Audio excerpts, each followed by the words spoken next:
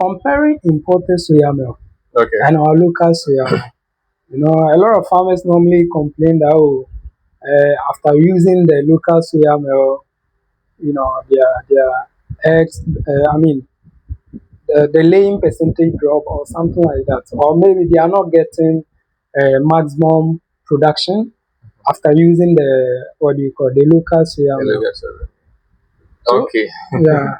We So I want want to you to know. educate us a little bit.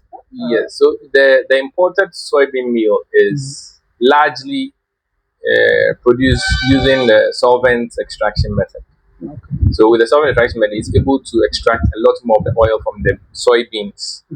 Yes. So when you do there's something called a proximate analysis of the soybean meal, you realize that the oil content is very little compared with the locally produced soybean meal. The majority of the locally produced soybean meal is from mechanical extraction of the soybean oil.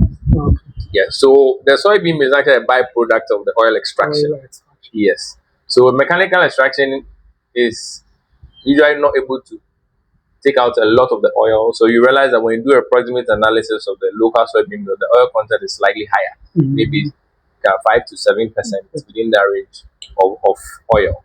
Now, that complaint will usually come from someone who wants to formulate their own feed.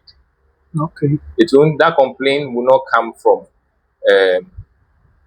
hardly come from someone who is buying purchased feed formulated using the local soybean meal.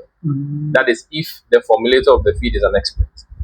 Because as an animal nutritionist, you should be able to use any ingredient available to formulate the feed. Okay. Assuming there's no importation we ban the importation of soybean meal, and we have only locally available soybean meal, what do? Does it mean we stop production of livestock? No. Definitely. When the animal nutritionist takes the locally produced soybean meal, he knows how to formulate feed with it, because he first identifies the nutritional profile of the soybean meal.